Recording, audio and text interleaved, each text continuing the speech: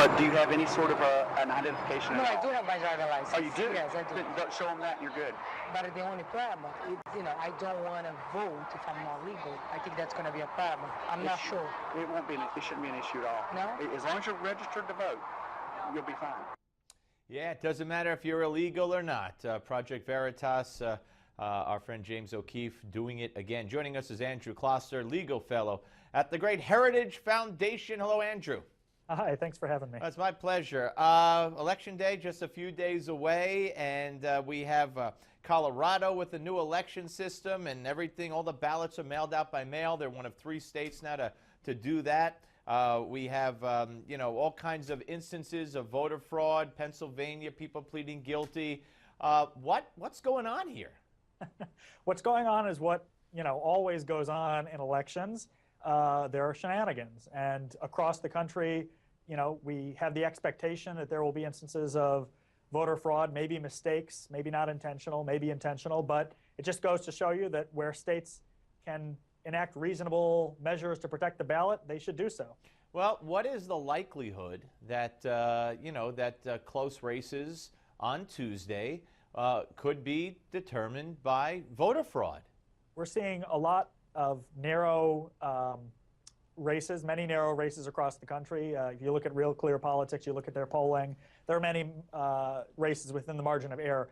And historically, we have many examples of elections that were overturned or vacated by courts because someone won an election and the margin of victory was less than the number of fraudulent votes cast. We saw that in Miami. We've seen it in many different places. So it's entirely possible.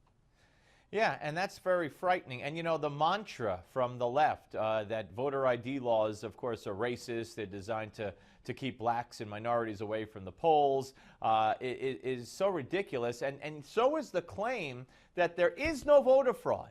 Where are the examples of voter fraud? And yet, right, when the Supreme Court in 2008 ruled in favor of, I believe it was Indiana's voter ID law, Justice John Paul Stevens acknowledged, quote unquote, flagrant examples of such fraud in upholding the voter ID law. So they are out there. There are plenty of examples. It's just that the left in the media has decided to say there are none, and if you disagree, then you're a lunatic.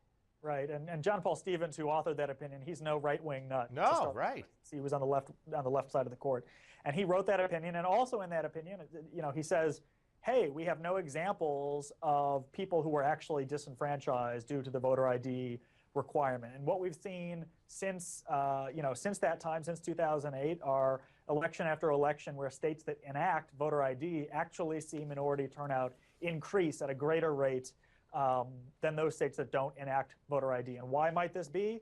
Well, common sense says if you think your vote's going to count, you're going to be more likely to do it. If you think it's not going to count, you're going to be less likely to do it. So I think that's a bit of a myth.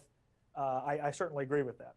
And of course, we played the James O'Keefe piece, but this is not unique. James O'Keefe has gone undercover to disclose all kinds of corruption in various areas, but with voter fraud, he's done it time and time again. And you would think that just those few examples would be egregious enough, but it doesn't seem to impress the left. But I'll talk about this Colorado situation. We have a close election going on there. What's the significance or the pitfalls, in your opinion, if there are any, of this ballot by mail business? Sure.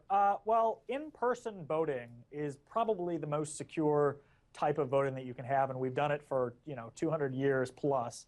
So, and it's worked so far. Electronic voting, voting by mail, the vast majority of instances of voter fraud that are perpetrated by the voter and not by the person counting are usually, or by the person counting, are absentee ballot type fraud and mail fraud. There are reasonable steps that folks can take to limit this sort of thing, but as a matter of fact, look, America has a long tradition of in-person, one-day voting. We try to make it easier for folks that can't live up to that standard, but that really ought to be the default, is in person. And Colorado seems to be going a little bit off the rails. But it's not the end of the story, certainly. There are other states, everyone's always talking about electronic voting, so it's... it's a whole new world out there, and that doesn't necessarily mean a better world. And by the way, electronic voting, aren't they hacking the White House now? Can't somebody hack electronic voting? Yeah, and as a matter of fact, I mean, even touchscreens. Look. No, there's a lot of- Andrew, we have to end it there, but I think that's a great follow-up maybe after the election. Andrew Kostler of Heritage Foundation, thank you. so much. All right, how'd the markets do today, folks? We'll find out next.